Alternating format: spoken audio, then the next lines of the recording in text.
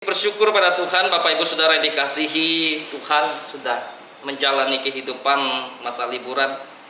Berapa lama tidak berpisah satu dengan yang lain? Setahun. 2 minggu, 3 minggu, ya, setahun. Ya. Paling tidak dari tahun 2025 masuk ke 2024 masuk ke 2025 ya, banyak hal yang Tuhan kerjakan dalam kehidupan kita. Tuhan sudah memimpin saudara bertemu dengan keluarga, sanak saudara, orang tua. Tuhan memimpin saudara untuk menikmati juga liburan, bagi yang liburan. Tapi bagi kita yang ada di tempat ini juga kita liburan ya.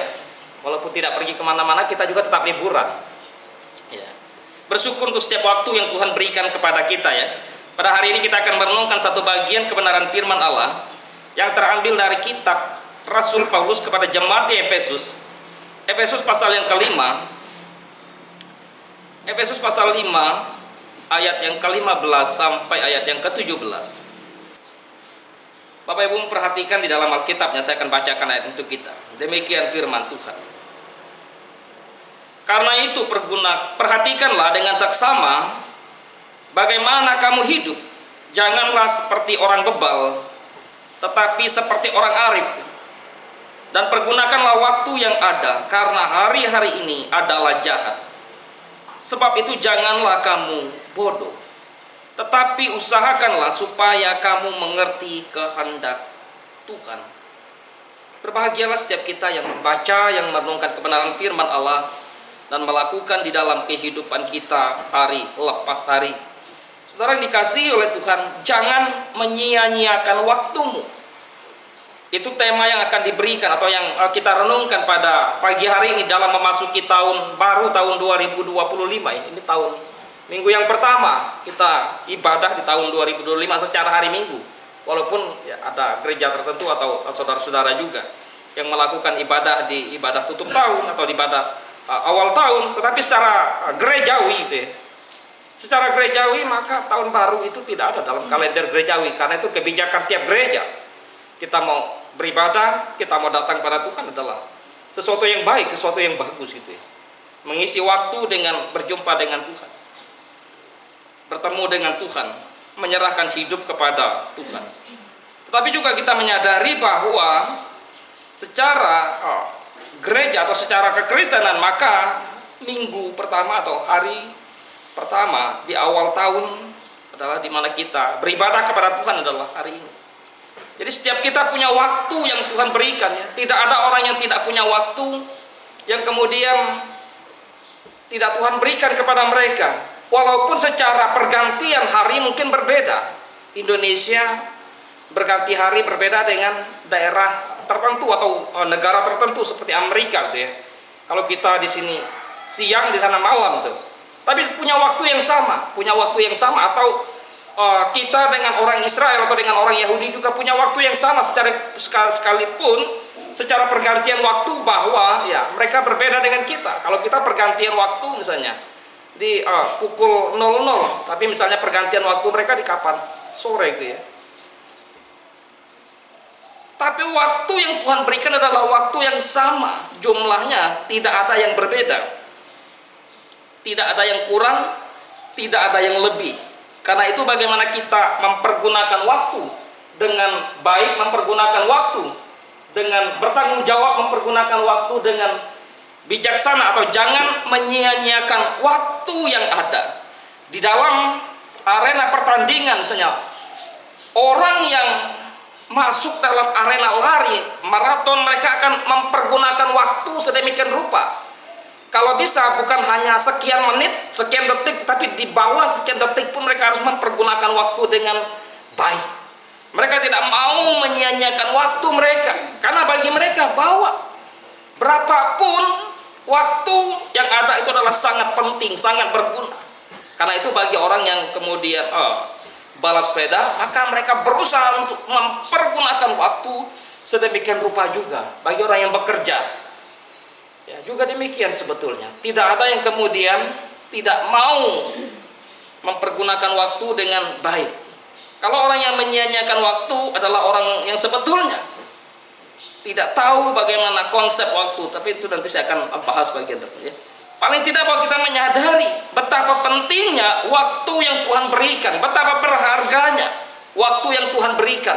Kalau dunia saja bisa memahami bahwa waktu itu sangat berharga, waktu itu sangat bernilai, waktu itu bagi orang tertentu ya adalah uang, maka setiap waktu itu dipergunakan dengan sedemikian rupa sehingga menghasilkan sesuatu yang baik, menghasilkan sesuatu yang berguna.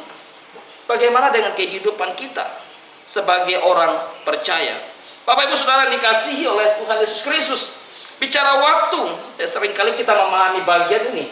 Ada 3 hal yang sebetulnya berkenaan dengan waktu ya. Waktu bicara tentang kronos.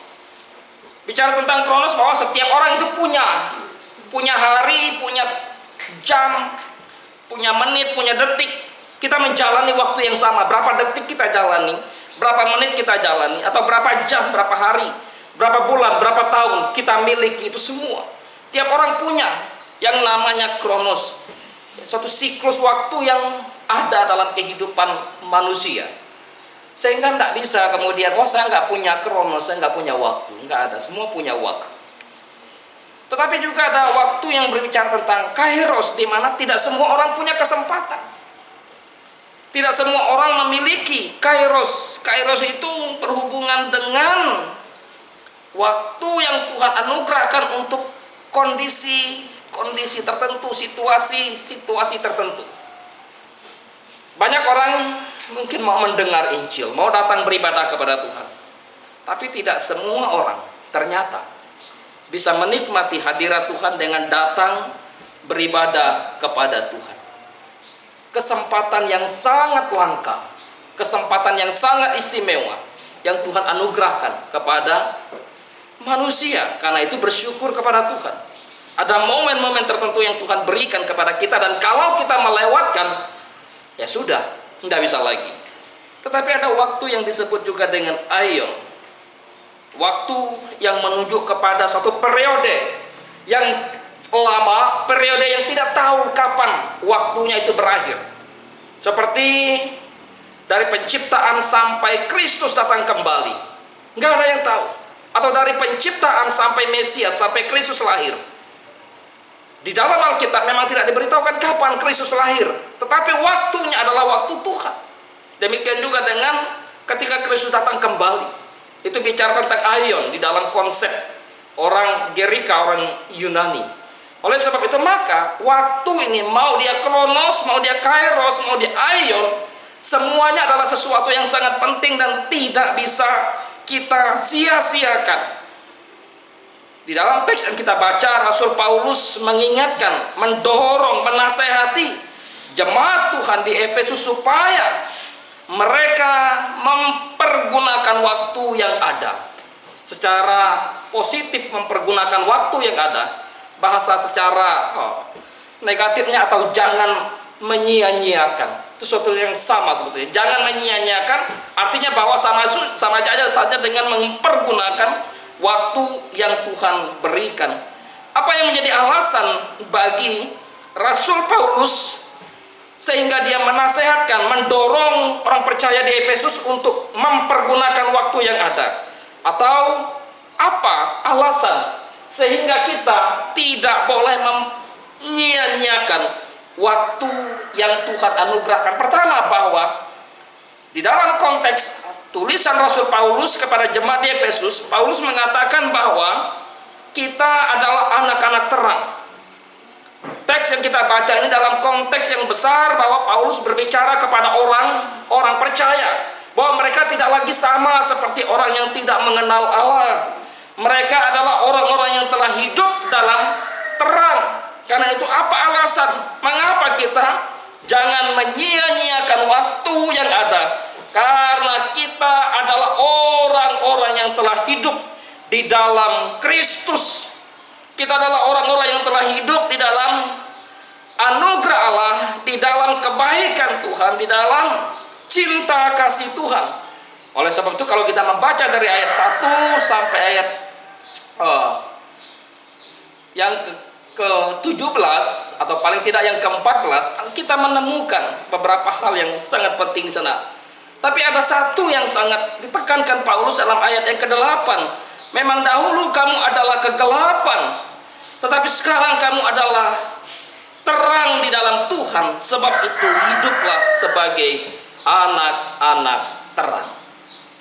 Kenapa mempergunakan waktu dengan baik, mempergunakan waktu dengan tepat, tidak menyia-nyiakan waktu, karena kita tahu bahwa kita ini adalah hidup di dalam Kristus, hidup di dalam Allah, dan kita tidak lagi memiliki konsep yang salah tentang waktu itu. Kalau orang hidup di dalam Kristus, dia akan tahu bagaimana mempergunakan waktu. Kalau orang tidak hidup di dalam Kristus, maka mereka mempergunakan waktu mereka dengan suatu kesia-siaan. Kesia-siaan berarti melakukan segala sesuatu yang tidak memuliakan Tuhan. Membaca konteks ini, melakukan dosa, melakukan kejahatan, hidup di dalam sesuka hati mereka, tidak lagi mengindahkan kehidupan yang memuliakan Tuhan. Oleh sebab itu maka Rasul Paulus katakan, kamu beda. Ada kontras yang Paulus mau sajikan antara kehidupan orang percaya dengan kehidupan orang yang tidak percaya. Dan ini dikaitkan dengan penggunaan waktu, dengan pemakaian waktu yang Tuhan berikan. Waktu adalah anugerah Tuhan yang begitu berharga, begitu indah. Jangan lupa bahwa dalam sekian waktu, dalam sekian detik, manusia bisa melakukan yang namanya kejahatan, dan perubahan itu bisa terjadi dalam sekian detik. Mari kita menghiasi hidup kita, mewarnai hidup kita sebagai anak-anak terang dengan mempergunakan waktu yang ada. Sehingga apa? Betul-betul hidup kita mau memuliakan Tuhan, menyukakan hati Allah. Hal yang kedua, alasan mengapa kita jangan menyia-nyiakan waktu yang ada adalah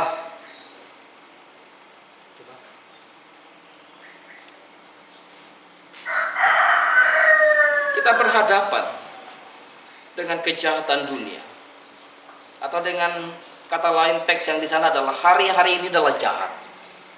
Mengapa kita perlu mempergunakan waktu dengan baik, atau mengapa kita jangan menyia-nyiakan waktu? Paulus mengaitkan dengan karena hari-hari ini adalah jahat. Apakah ada hari yang jahat?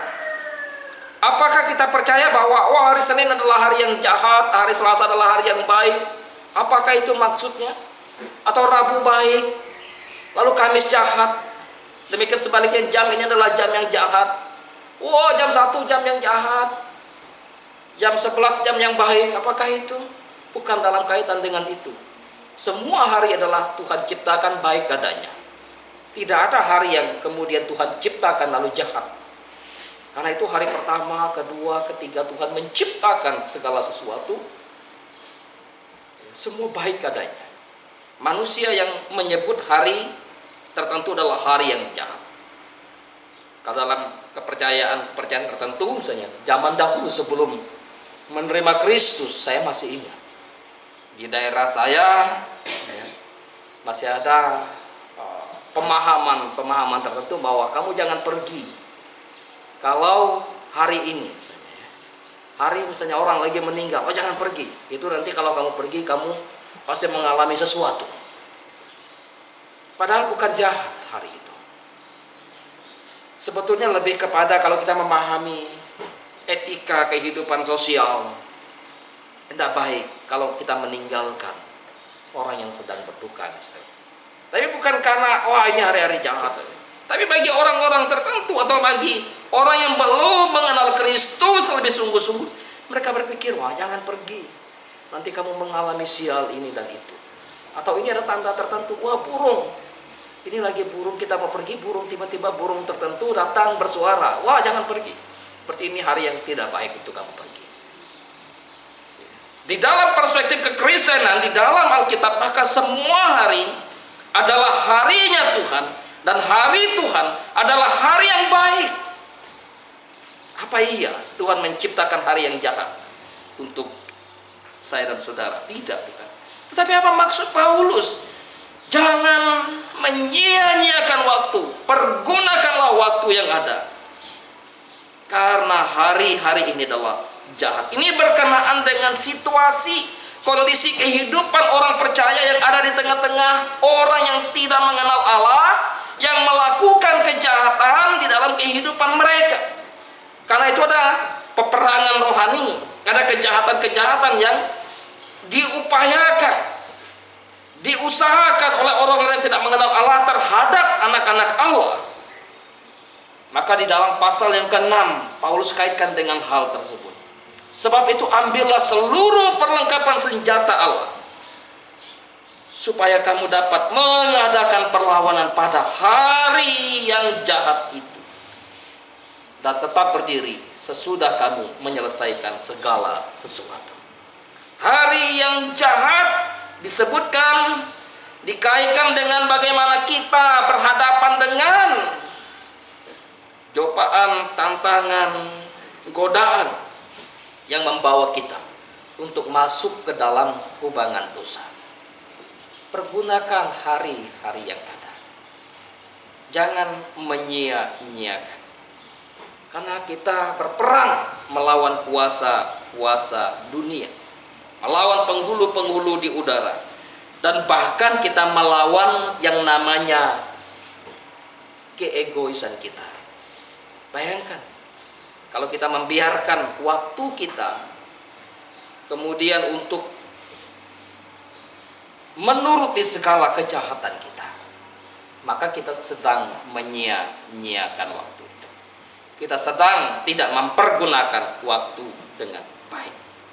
Hal yang ketiga yang Paulus ingin sampaikan berkenaan dengan alasan mengapa kita jangan menyia-nyiakan waktu yang Tuhan berikan, supaya kita mengerti kehendak Tuhan, supaya kita mengerti kehendak Allah. Sebab itu janganlah kamu bodoh, tetapi usahakanlah supaya kamu mengerti kehendak Tuhan. Mengerti kehendak Tuhan adalah salah satu tujuan penting dari kehidupan orang percaya, kehidupan umat Tuhan. Paulus seringkali mendorong orang percaya, mendorong umat Tuhan agar mereka mengerti apa yang menjadi kehendak Tuhan. Apa yang menjadi kehendak Tuhan bagi kehidupan kita? Bagaimana kita mengerti kehendak Allah? Tentu saja kita mengerti kehendak Allah melalui kebenaran Allah, melalui penyataan Allah, melalui wahyu Allah yang dinyatakan kepada kita. Oleh sebab itu maka pergunakan hari-hari kita untuk merenungkan cinta kasih Tuhan, akan kebaikan Tuhan itu dalam kehidupan kita. Kadangkala kita menghabiskan waktu dengan segala kesibukan yang ada, menghabiskan waktu dengan segala pekerjaan kita. Kita berpikir bahwa pekerjaan itu adalah sebuah pelayanan dan pengabdian kepada Allah. Apa iya? Belum tentu, bukan? Bisa jadi karena apa? Ambisi kita. Kita punya ambisi tertentu, atau bisa jadi karena kita kejar target. Target apa? Misalnya kalau orang bekerja, uang misalnya. Bisa jadi. Tetapi apa iya? Di dalam perenungan kita, atau di dalam kita bekerja, dalam kita beraktivitas, kita sungguh betul-betul melakukan dan mencari kehendak Allah yang ada di sana.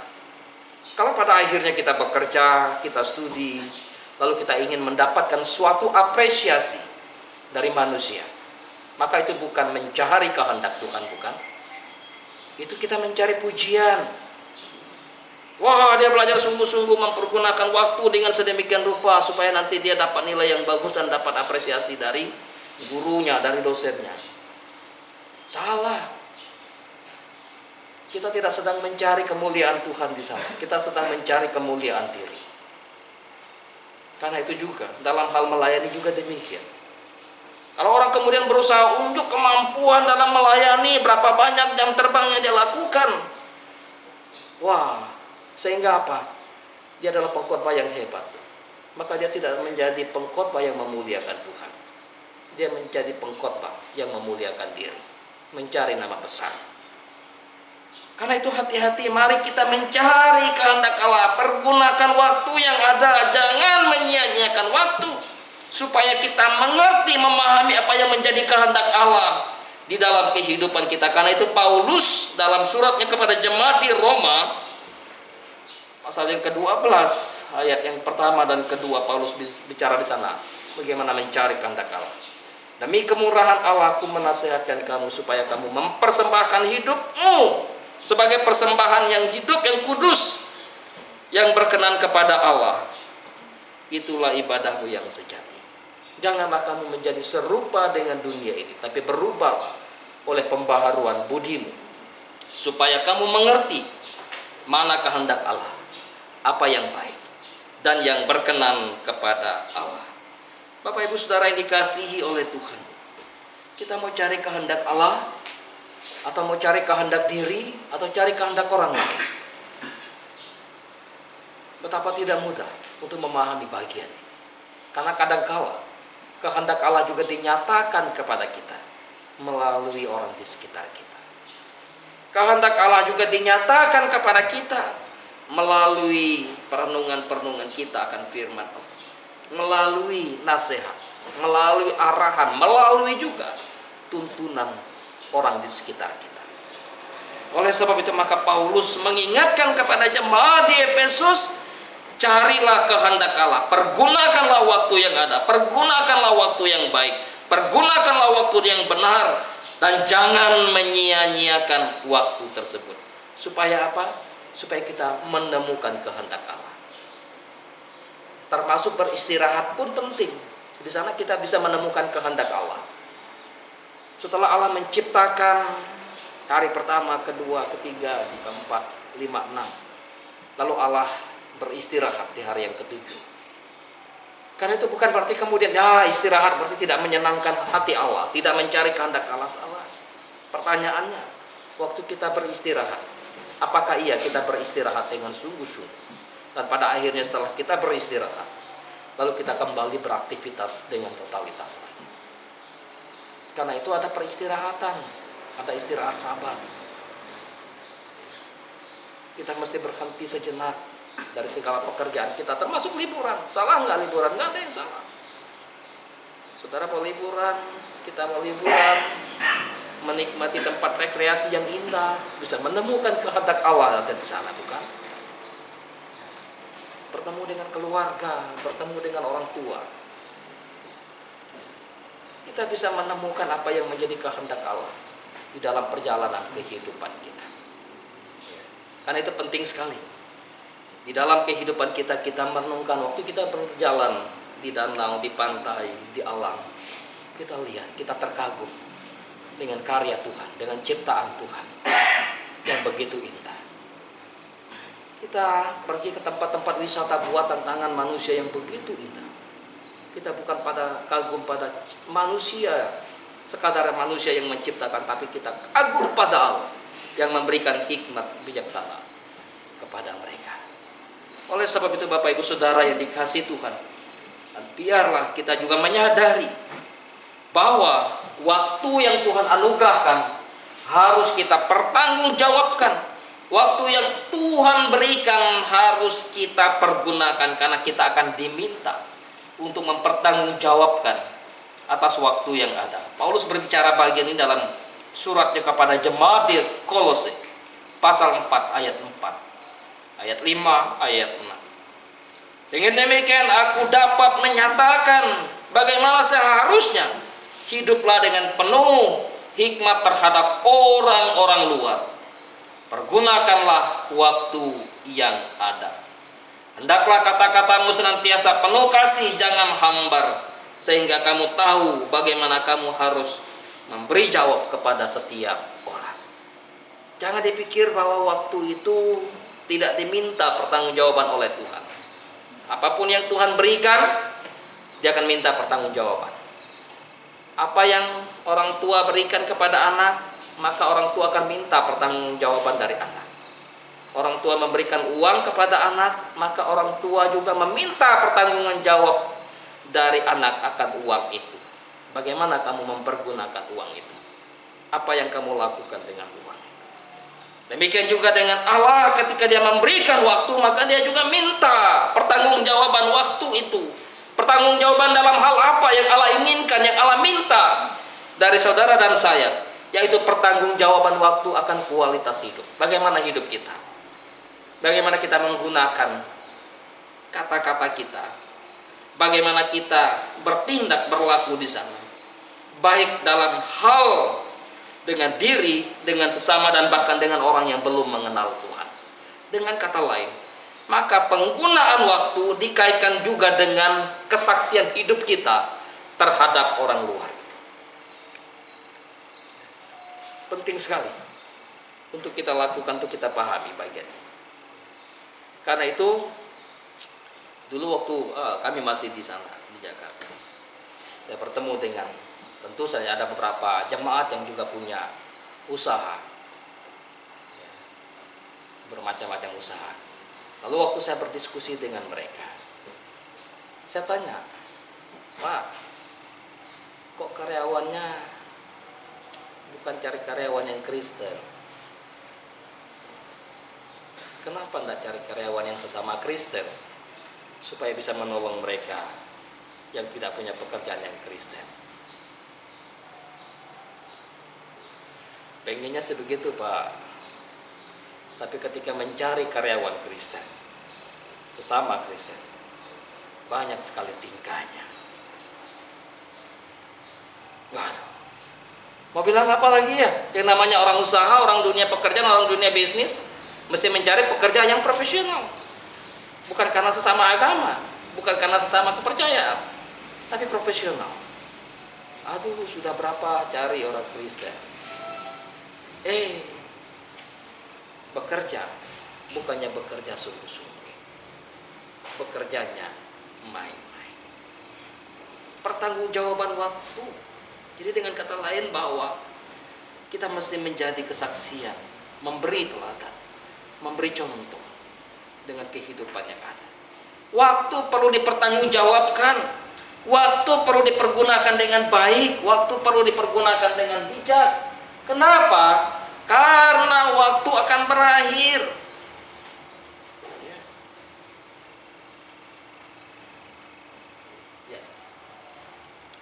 Kita akan melihat, menikmati keindahan yang Tuhan ciptakan, yang Tuhan lakukan sebelum kita mengakhiri kehidupan ini. Maka di dalam Pengkhotbah pasal 3 ayat 11, Tuhan membuat segala sesuatu indah pada waktu. Waktu kita menjalani kehidupan menurut kehendak Tuhan, mencari kehendak Tuhan, sekalipun kesulitan hidup ada di sana, namun kita melihat bagaimana Tuhan mengukir hidup kita begitu indah.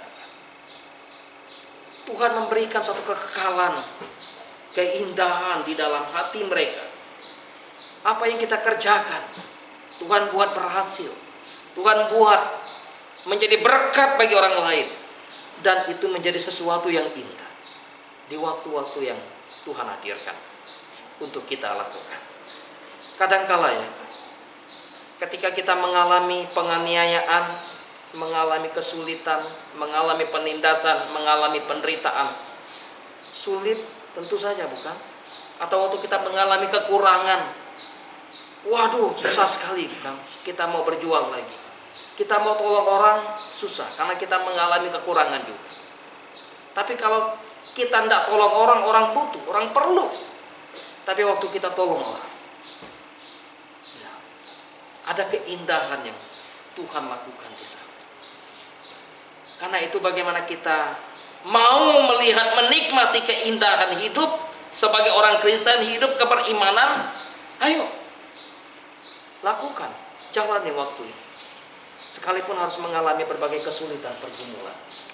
Dan berikutnya, kita perlu menikmati waktu. Kita perlu menikmati kehidupan yang Tuhan berikan, keindahan yang Tuhan berikan. Waktu perlu dipergunakan dengan baik, karena waktu akan berakhir. Dan hidup kita akan berakhir juga. Jadi ada kesempatan, pergunakan waktu dengan baik. Bukan hanya waktu yang akan berakhir, hidup kita pun akan berakhir. Orang berpikir ya waktu akan berakhir, karena itu kita pergunakan waktu. Tapi mereka lupa Bukan hanya waktu yang akan berhenti, hidup kita pun akan berhenti itu. Karena itu pergunakan waktu dengan baik. Jangan sia-siakan waktu. Orang pikir, wah saya masih muda, hidup saya untuk berakhir masih jauh. Umur saya masih belasan, umur saya masih 20-an, umur saya masih 30-an. Nggak tahu kapan berakhir. Pikir waktunya, kita berpikir hanya waktu yang akan berakhir. Kita tidak pernah memikirkan bahwa waktu juga akan berakhir. Ada batasnya. Waktu akan terus bergerak, cepat berlalu, dan tentu saja kita tidak akan pernah ditunggu oleh waktu itu. Cepat sekali berakhir. Penting sekali kita memahami bahwa ya waktu sudah berakhir. Tapi juga kita lupa, waktu kita, kehidupan kita, durasi hidup kita juga terbatas. Sehingga apa? Ya kita akan ulangi lagi. Tapi kita lupa bahwa usia kita semakin tua, kemampuan kita semakin terbatas, kekuatan kita semakin melemah, sehingga kita sadar bahwa waktu itu sangat penting.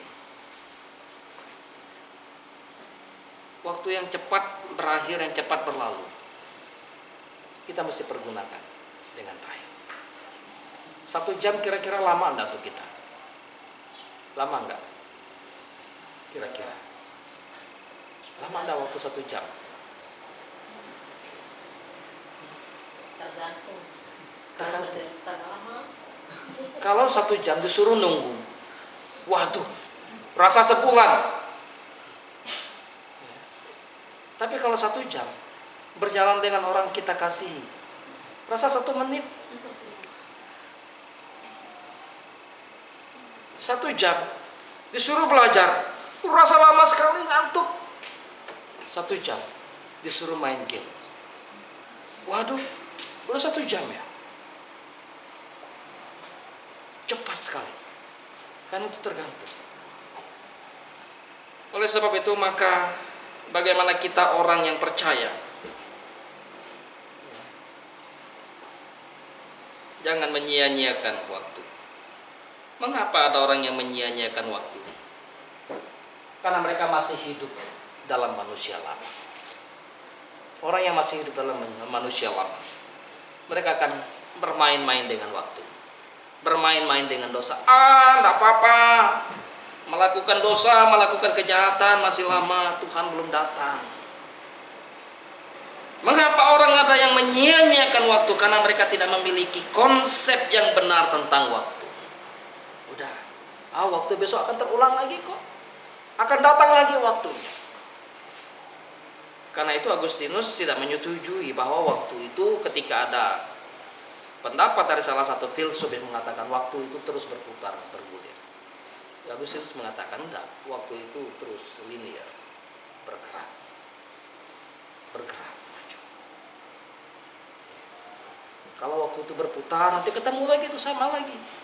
Tapi waktu ini berjalan, bergulir secara linear, enggak akan ketemu lagi. Kenapa ada orang menyia-nyiakan waktu? Karena tidak punya perencanaan yang baik, yang matang. Ini yang sebetulnya menjadi pergumulan kita. Kenapa kita masih menyia-nyiakan waktu? Kita nggak punya plan yang baik, nggak punya perencanaan yang baik. Kadang kita hanya mengalir saja ya, alir seperti air, nggak punya. Sehingga apa? Ya udah, habis ini nggak tahu kemana lagi. Contoh, kadang kita jalan-jalan nggak punya plan yang baik, atau nggak punya plan, nggak punya perencanaan, jalan-jalan ya, kita nggak nikmati dengan baik. Kadang kenapa? Waktu kita jalan-jalan, karena kita nggak punya planning, nggak punya perencanaan yang baik, tiba-tiba jalan-jalan yang tadinya tidak seharusnya, misalnya mengeluarkan budget untuk beli sesuatu yang tidak kita rencanakan, beli, karena nggak punya perencanaan bicara waktu. Tadi kita pikir jalan 1 jam ya, tapi tahu-tahu karena nggak punya perencanaan, tambah lagi 2 jam dan seterusnya, misalnya ya. Nggak punya perencanaan membuat kita bisa menyia-nyiakan waktu yang ada, dan tentu saja tidak memahami nilai waktu. Berapa nilai waktu? Pada akhirnya yang terpenting dari semuanya itu, agar kita tidak menyia-nyiakan waktu yang Tuhan anugerahkan, maka mintalah pimpinan Tuhan. Minta hikmat Tuhan, minta bijaksana Tuhan. Karena itu Musa dalam doanya di Mazmur 90 dia berkata, ajar kami menghitung hari-hari kami, agar kami beroleh hati yang bijaksana. Tuhan, ajar aku untuk menghitung hari-hariku Tuhan. Ajar aku untuk menghitung waktu-waktu yang Tuhan berikan kepadaku. Pimpin aku, bimbing aku ya Tuhan. Yuk, minta Tuhan pimpin kita. Menghitung hari-hari yang akan kita hadapi ke depan. Yang ke belakang sudah lewat. Yang ke depan yang harus kita